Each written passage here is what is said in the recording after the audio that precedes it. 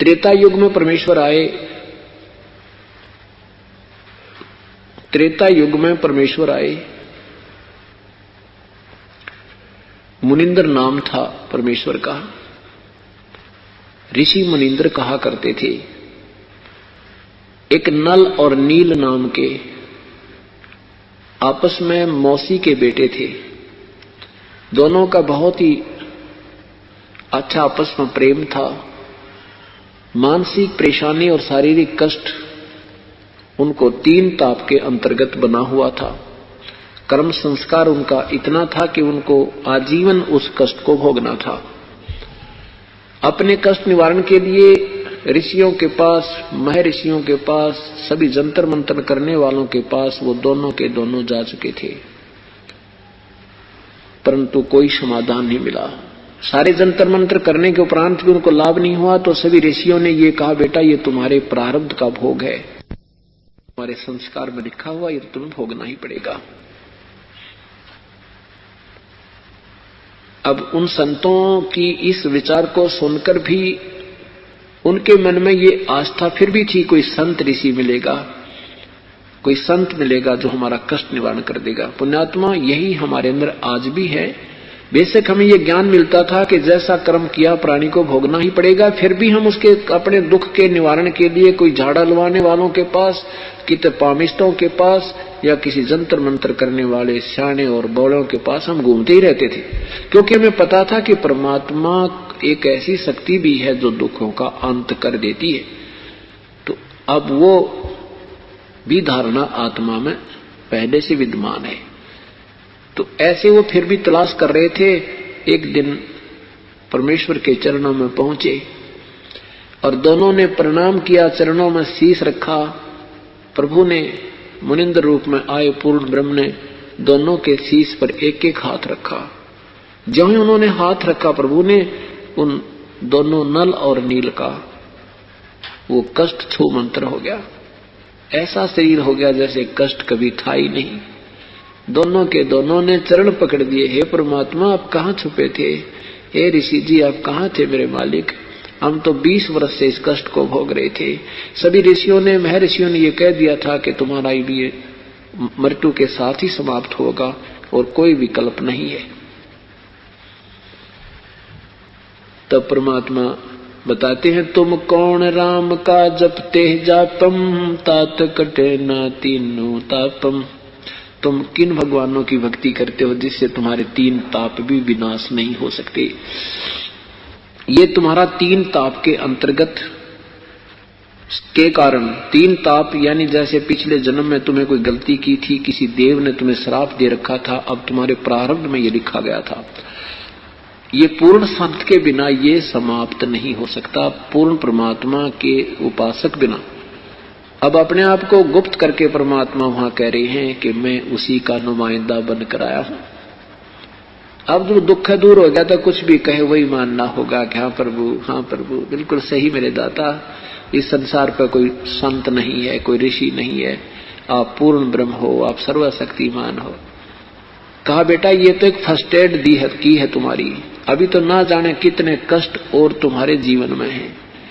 उनके लिए मैं विधि बताऊंगा, ऐसे आप कीजिएगा, आपका इस जीवन में भी आनंद कल्याण होगा और मृत्यु के उपरांत आप सतलोक से ले जाओगे, फिर कभी जन्म मृत्यु नहीं होगी।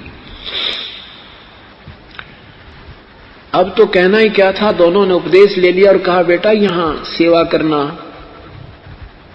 बर्तनों की सफाई, बर्तन साफ करना और जितना भी हो सके अपने शारीरिक सेवा करना। इस मिट्टी को लगा दो भगवान के चरणों में, इसका कुछ नहीं बनना इस मिट्टी का, ये 5 तत्वों का पुतला फूंक दिया जाएगा। अब इसका इस मिट्टी से कुछ लाभ लेना है तो समर्पण कर दो, सिर धर पाओ। और जैसे कोई बुजुर्ग हैं, सत्संग में आते हैं, अपाहिज हैं, उनकी सेवा करा करो बेटा, उनके कपड़े धो दे, बर्तन साफ करे, बुजुर्गों के, वृद्धों के हैं, ऐसी ये सेवा होती है। तो उन्होंने गुरुदेव की आज्ञा, उनको तो था, कहते हैं ना, जैसे सुना करते थे, भाई ये तो प्रारब्ध का कर्म है, ये तो भोगना पड़ेगा, भाई आगे भक्ति करो, आगे तुम्हें कष्ट नहीं होंगे।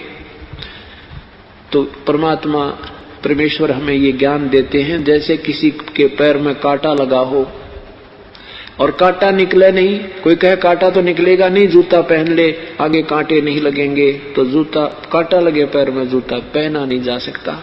कांटा निकले और इस डर से जूता पहने भगवान कहीं फेर ना लग जा तो वो जूता सुहावे, कांटा लगे पैर में जूता सुहा नहीं सकता, उसको पहन नहीं सकता कोई।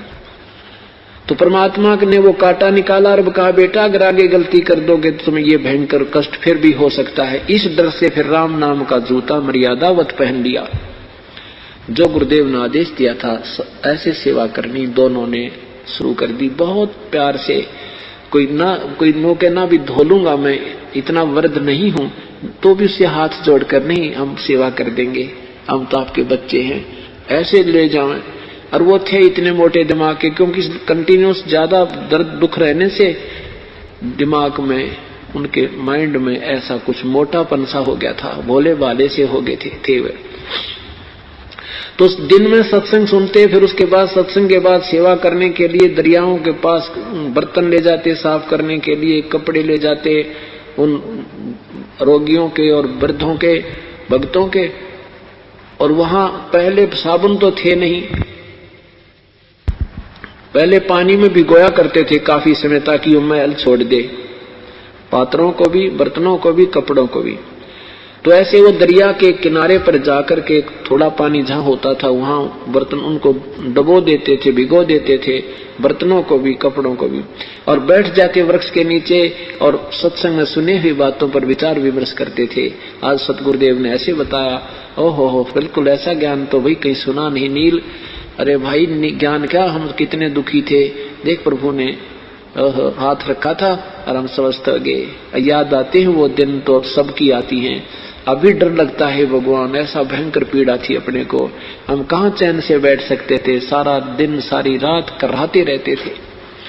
वो बातें करने लग जाते, उधर से वो बर्तन कोई दरिया में बह जाता, कोई कपड़ा बह जाता, उनको ध्यान नहीं रहता।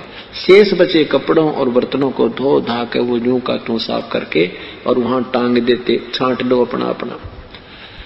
अब वो भक्त जाते, उनका किसी का लंगोटा नहीं, किसी का लोटा नहीं, किसी का कमीज नहीं, तो किसी की धोती नहीं। वो कहते भाई हमारी धोती कहाँ गई? वो कहता मेरा पानी का पात्र था वो पता नहीं कहाँ गया। नल नील कहते नहीं जी हम तो सारे ही ले आए हैं, वहां नहीं छोड़ कर आए एक भी। अब वो कहने लगे भगत जी हम तो ऐसे ऐसे बताओ, यहाँ 5-10 दिन हमने रुकना है, कहाँ रोज धोती लाएंगे, कहाँ से लोटे लाएंगे। 2-4 बार ऐसे हुआ तो उन्होंने हाथ जोड़ दिए, भगत जी हम आप धो लेंगे अपने कपड़ों को, आपने तो काम बढ़ा दिया हमारा। अब इस बात से वो चिंतित हो गए कि कहीं गुरुजी हमारी सेवा ना छीन लेवे और हमें फिर कष्ट ना आ जावे।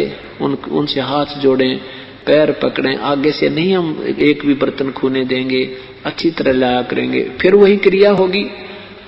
अंत में सभी भक्तों ने गुरुदेव से प्रार्थना की, गुरुजी अपने आपके सेवक हैं तो बड़े श्रद्धालु, पर वैसे ऐसे हमारे साथ बात बन जाती है और इनको पता नहीं होता, इनका दोष भी नहीं है। अब परमात्मा उन्होंने सोचा नल और नील ने कहीं प्रभु ये ना कह दे कि तुम मत सेवा किया करो और हमारे या सेवा छिन जा, हमारी कमाई ना बने। इस डर से पहले ही चरणों में गिर गए, प्रभु हमारी सेवा ना छीनना मेरे दाता, आगे बिल्कुल सावधान रहेंगे। कान पकड़ के दोनों खड़े हो गए, रोने लग गया, आंखों में आंसू भर आए। और भगत कहने लगे जी हर बार ऐसे ही ड्रामा करते हैं, ये हमने बहुत बार कह लिया और ये इनके भी ये बस की बात नहीं बेचारों के। तो परमेश्वर ने दोनों तरफ की बात सुनकर कहा भाई कोई बात नहीं, सेवा करो बेटा, पर आज से मैं तुम्हें आशीर्वाद देता हूं, तुम्हारे हाथ से कोई बर्तन, लोहा, पत्थर, कुछ भी, कपड़ा किसी प्रकार का भी क्यों ना हो, पानी में तैरता रहेगा, डूबेगा नहीं। अब वो कपड़े धोने जाते हैं, बर्तन लेकर जाते हैं, पानी का बर्तन भरकर पानी पर रख देते हैं, कांसी के बेले को, पात्र, कांसी का पात्र कभी नहीं ठहर सकता पानी पर, चाहे कितना भरकर रख दो, चाहे खाली भी रख दो, तो वो ऊपर रख देते तो भी ऊपर तैरता रहता। ऐसे कोई पत्थर भी, जैसे कोई ईंट रख देते, पत्थर रख देते, वो भी तैरता रहता। तो वो समस्या हल होगी कि वो सेवा करते थे तो पात्र गुम हो जाते थे, कपड़े वो फिर पानी में वहीं रहते थे, तैरते रहते थे, डूबते नहीं थे और बहते नहीं थे।